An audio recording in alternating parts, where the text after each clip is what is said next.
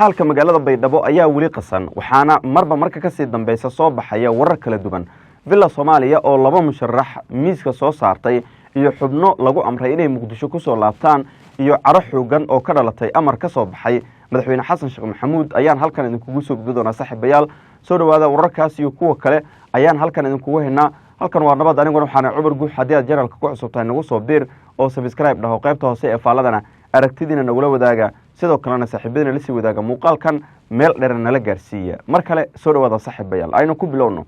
dhaqdhaqaaq siyaasadeed ayaa ka socda gudaha magaalada Baydhabo ee xarunta ku meel gaarka ah ee Koonfur Galbeed kaas oo u dhaxeeya siyaasiyiinta ugu sareeya ee maamulkaasi waxaana soo baxaya xogo kala duwan iyo warar ku aadan cidda sida rasmiga ah u noqonaysa maamulkaasi Koonfur Galbeed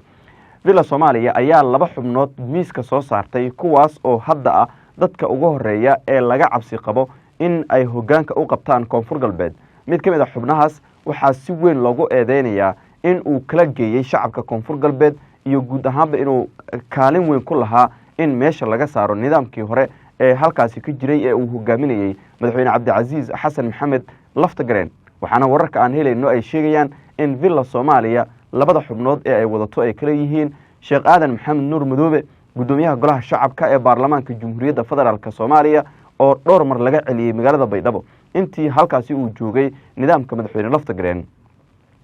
Muqdisho ayuu shirar gooni ah kula qaatay madaxweyne Xasan Sheekh Maxamuud waxaana Sheekh Aadan Madoobe loo sheegay in uu isagu yahay hoggaanka xiga ee madaxweyne Laftagareen waxaana la tilmaamay in kulamadaas oo idil waxyaabaha sida weynka diiradda loogu saarayay ay kamid ahaayeen in si degdeg ah nidaamka hadda jira meesha looga saaro oo uu hogaaminayo Cabdicaziz Xasan Maxamed Laftagareen wararkaasi oo idil waxa ay noqdeen kuwa rumoobay oo ugu dambeyn duulaan ayaa lagu qaaday maamulka Koonfur Galbeed oo uu joogay Cabdicaziz ugu dambeynna halkaas ayaa laga saaray ciidankii ugu badnaa ee dawladda federaalka Soomaaliya ka socda qaybo kala duwan isugu jira sida gaarka ah ciidamada u tababaran ee danab kuwa commandoska gorgor ee xoogga dalka Soomaaliyeed ciidamo duufaan loogu magac daray booliis iyo maleeshiyaad hubaysan oo qaarkood nidaamkii hore uu ku eedeeyay inay kooxda shabaabku ka yimaadeen oo laga keenay iskuna urursaday degmada Buur-Hakaba ee gobolkaasi Bay waxa ay noqotaba duulaan ayay ka soo qaadeen Buur-Hakaba ilaa iyo Baydhabana waxa ay ku soo galeen lug iyadoo taasi ay keentay in halkaas safar degdeg ah uga baxo madaxweynihii halkaasi joogay ee Cabdicaziz Xasan Maxamed Laftagareen nidaamkii horena markaasi ka tirsanaa waxa xogta aan helayno ay sheegaysaa markii arrimahaasi ay dhaceen kadib magaaladu ay gashay jabi ka duwan kii hore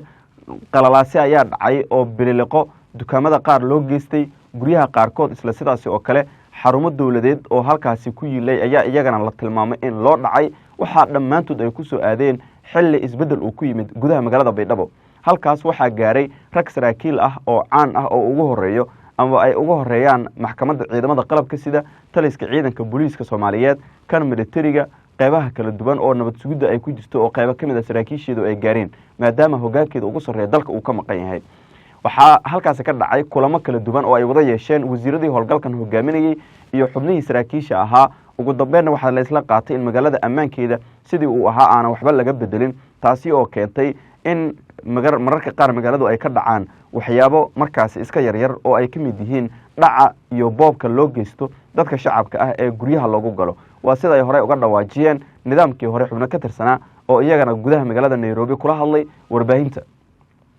marka intaas dhan laga soo tago waxaa magaalada guud ahaanba tagay xubno golaha wasiirada ka tirsan oo deegaano kale ka soo jeeda iyaga oo waliba si toos ah u sheegaya inay dhisayaan maamul Koonfur Galbeed oo la wada leeyahay siyaasiyiin badan ayaa halkaas ku sugan oo qaybaha kala duwan ee gobolada Baybakol iyo Shabeellaha Hoose ka soo kala jeeda dhammaantoodna waxay dadkooda halkaas jooga u sheegeen inay diyaar u yihiin in awood qaybsiga Koonfur Galbeed markan la simo ee aysan dhicin sidii dhacday nidaamkii hore waxyaabaha uu sameeyay oo kale arrimahaasi oo dhan marka laga soo tago Koonfur Galbeed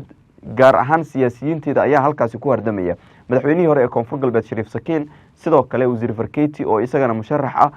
wasiir Xasan Eelay wasiir Jaamac oo madaxa nafran loo yaqaano isla sidaasi oo kale waxa ku jira wasiir Mukhtaar Roobo Cali Abu Mansuur gudoomiye Aadan Maxamed Nuur Madoobe iyo sidoo kale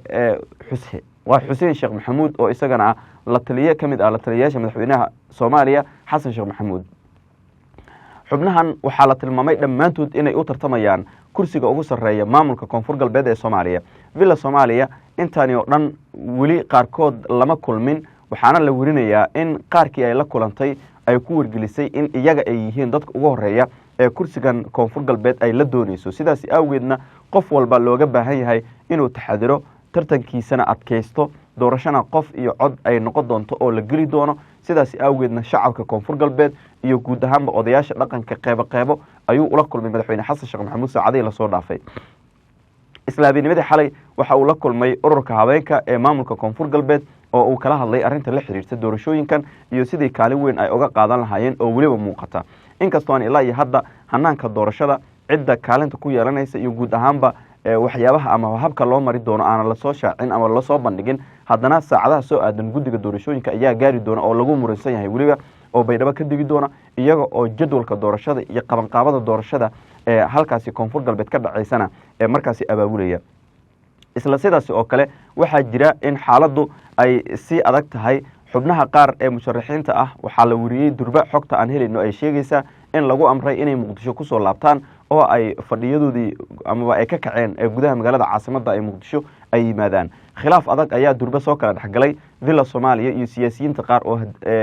garabka ku ahaa sanadihii lasoo dhaafay oo markii nidaamka halkaasi laga saaray ee lafta gareenna haddu siyaasaddu ay isbedeshay keliyana loo ogol yahay koonfur galbeed inay laba musharax u tartamaan madaxweyne xasan sheekh maxamuudna waxaa la tilmaamay in haddii aadan madoobe uu soo baxo iyo haddii xuseen sheekh maxamuud uu soo baxo labadoodaba aysan waxba isdhaamin laakiin musharax kale oo tartami karaa aysan jirin oo koonfur galbeed qaban karo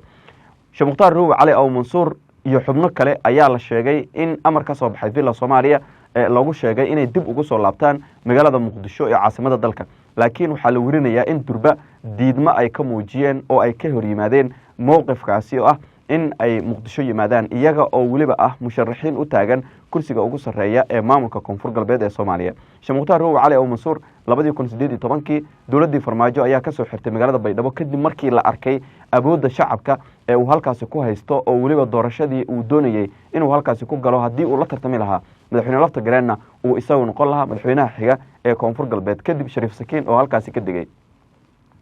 laakiin ma aysan suuro gelin muddo ayuu xabsi ku jiray oo uu ku sugnaa magaalada muqdisho markii uu yimid xasan sheekh maxamuudna waxaa laga soo dayay xabsiga wasiirka diinta iyo waqaafta ayaa loo dhiibay hadda waa wasiir xukuumadda ka tirsan waxaana uu sidoo kale u tartamaya kursiga ugu sarreeya ee maamulkaasi koonfur galbeed inkastoo weli uusan ku dhawaaqin musharaxnimadiisa haddana waxaa jira siyaasiyiin badan oo aanan ku dhawaaqin inay musharaxiin yihiin sidoo kalena villa Soomaaliya tuhunka ugu weyn ee ay qabto waa in mukhtaar ruuwe mar kale loo doorto madaxweynaha koonfur galbeed ee Soomaaliya kadib markii dowladii farmaajo si adag ay ula dagaalantay oo halkaasi ay ka soo xirtay